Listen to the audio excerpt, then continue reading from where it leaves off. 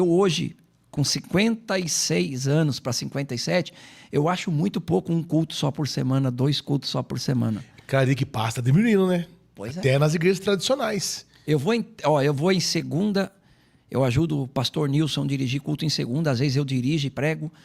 Tenho culto nas terças nos lares, tenho culto em quinta e domingo.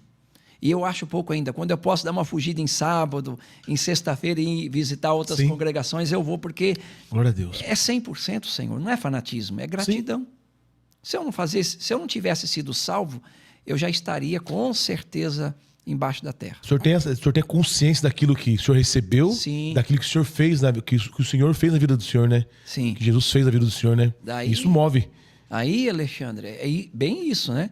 Essa paixão, esse fervor, esta fé, levou eu a ajudar o pastor Adenir Batista Leite, vivo ainda, né? Viúvo, casou novamente. Pastor Adenir Batista Leite foi uma âncora no meu caminho, ele que me levantou. Eu era recém-convertido, novinho, meus 20, ia completar 21 anos. E ele me levou. Quando ele falou a palavra diácono para mim, eu falei, eu não sei o que é isso, diácono. Não, você vai ser diácono. Eu falei, eu não sei o que é isso. Enfim, fui trabalhar como diácono na igreja, ajudava, olhava banheiro, fechava a igreja, abria a igreja, fazia um monte de coisa. E foi indo. Quando eu vi, eu estava dirigindo o culto, o pastor Denir me colocando para pregar. E eu pregava. Se eu ler qualquer texto, eu não tenho dificuldade hoje, para a glória de Deus, eu não tenho dificuldade hoje de preparar qualquer mensagem, qualquer tema. Qualquer tema, não tenho dificuldade nenhuma. Não preciso de Thompson, de pentecostal. Perfeito. Flui. A gente lê, são 30 e poucos anos lendo a Bíblia, né? E história e tal. Enfim, aí eu estava lá, pregando, diácono. Lembro até hoje, pastor Denir me levou ao presbitério. Eu falei, pastor, não, agora você é presbítero, você vai ter que ser sentado no púlpito, vai ter que estar sentado no púlpito, né? A liturgia da igreja pentecostal. E eu fui. Lá estava eu, pregando, dirigindo e tal. Nesse interim, aí que vem Anápolis. Depois de uns 3, 4 anos ali, o pastor Denir formou um obreiraço, que eu era aquele obreiro apaixonado mesmo, fazia visita, pregava, expulsava demônio. Eu, com 3 meses de crente, estava expulsando demônio. 3 meses. Pastor Júnior, volto a repetir, pastor Júnior, filho do pastor José Gentil de Campos, estava junto, nós estávamos voltando de um culto lá da Santa Rita, de a pé. Estava um frio muito mais frio do que hoje. Eu estava com a minha Bíblia. Ó, esse testemunho é forte que eu vou dar. Ó, como que vai cutucando, né? Eu estava com uma primeira Bíblia que eu tinha ganhado, era uma pequenininha, e eu estava revoltado com Deus. Eu queria desviar. 3 meses de crente. Queria. Santo Deus. Porque eu participava dos cultos e eu não via cego vendo, surdo ouvindo, paralítico andando, como pregava muito, né? E era bombardeado por essas coisas e eu não via nada. Aí eu falava, ó, Deus, eu vou me desviar. E eu vim conversando com Deus, o céu estava bem limpinho, bem estrelado. Ó, como hoje, o ar que eu respiro, eu falei para Deus, eu não quero mais ser crente. Falei para Deus. E aí eu falei, vou chegar lá, minha Bíblia estava enrolada em uma sacolinha plástica, que se chovesse, eu não queria que molhasse. E aí eu falei, vou jogar em cima. Eu trabalhava nessa época na padaria Santa Cruz, também não existe mais em Tatuí. Panificadora Santa Cruz, dono Mário Martins. E fui.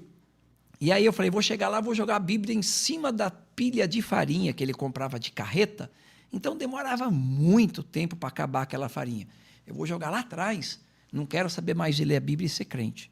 Porque a turma prega, e eu estou pregando que cego vê, não estou vendo, nada acontecer. Eu prego que o demônio tem que ser expulso, eu não estou vendo, e fui questionando Deus. E eu me distanciei da mocidade uns 100 metros para frente. 100 metros, mais ou menos. E estava ali no bairro Santa Cruz, nós já tínhamos andado mais ou menos uns 4 quilômetros, mais ou menos, nós já tínhamos andado a pé. Nossa. Era 7 quilômetros para ir a pé. Manda a molecada andar hoje em dia, ver. Hoje tem carro, tem moto, tem tudo, ninguém vai, né? Não, tem perigo. Aí, Alexandre, o que aconteceu? A experiência mais marcante da minha vida, depois de eu aceitar Jesus na mesa, foi essa. Apareceu um senhor, o nome dele era Marcos, e ele estava só de bermuda, fumando cigarro, descalço, bermuda, sem camisa, só de bermuda. E ele perguntou para mim se eu não tinha visto um camburão. Camburão a gente sabe o que é, né? Aquelas veraneio que encostava. As famosas, né? Famosa, só o barulho. Só o barulho da bichona já espalhava todo mundo já na hora. Justamente. E ele perguntou se eu não tinha visto, né, o camburão passar lá. E eu olhei a mão dele estava suja de sangue. A mão dele estava suja de sangue, ele estava fumando. E aí ele falou assim, é que eu bati na minha mulher, a minha mulher chamou a polícia e eu tô correndo. Eu nunca mais vi esse homem, quem sabe um dia eu encontro ele. Ele vai saber quem que evangelizou ele. Marcos, eu só sei que era Marcos o nome dele. E ele era desviado da Igreja do Evangelho Quadrangular, em Tatuí. Isso foi o que eu tirei a informação. Daí eu esqueci que eu não queria ser mais crente, que eu não queria... Foi assim, pum, em segundos. Comecei a falar de Jesus para ele. Comecei a falar de Jesus, de Jesus, de Jesus. E falei para ele, você quer aceitar Jesus? Ele falou, quero. Eu falei, então joga essa porcaria de cigarro fora. Ele soltou o cigarro no chão, pisou descalço em cima, assim, apagou. Nem sentiu queimar o pé dele. Pisou descalço, apagou o cigarro. E eu falei assim para ele, feche os seus olhos que eu vou fazer uma oração por você. Era 15 para meia-noite. Era 15 para meia-noite, nunca mais eu esqueço. Coloquei a mão na cabeça dele. Quando eu coloquei a mão na cabeça dele, manifestou o demônio. Meu Deus. E ele caiu. E eu fechei os dois olhos também, não tinha experiência, né? Hoje, se é uma coisa que eu tenho experiência, eu nunca mais vou expulsar um demônio com gravata, que o demônio já tentou me enforcar pela gravata. Muito de frente, né? Sim, com pingente, essas coisas. É a experiência, né? E aí ele caiu, Alexandre. Meu Deus, quando eu vi aquele homem endemoniado, as meninas dos olhos sumiu, ficou tudo branco. Ele se entortou tudo. Eu falei, eu olhava para a minha mão queimava, pegava fogo. Eu soltei a Bíblia no chão, pulei em cima dele, sentei na barriga dele, coloquei uma mão no joelho esquerdo, uma mão no joelho direito, grudei no cabelo dele e sai em nome de Jesus. O demônio saiu, ele foi liberto. Nisso, o Júnior e a mocidade se aproximou.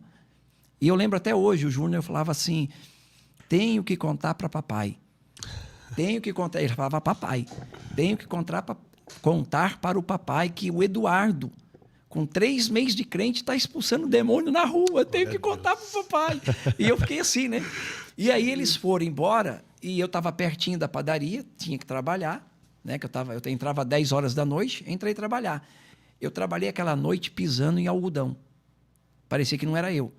Quando eu contei isso para os padeiros, que eram 3, que trabalhavam comigo, eles falaram assim para mim, não coloquem a mão em mim. Um deles chamava Silas, já em memória, se converteu, se batizou, dormiu no Senhor. O outro chamava Edson, se converteu também em memória, já dormiram no Senhor. Todos eles se converteram, todos. Tudo através desse testemunho.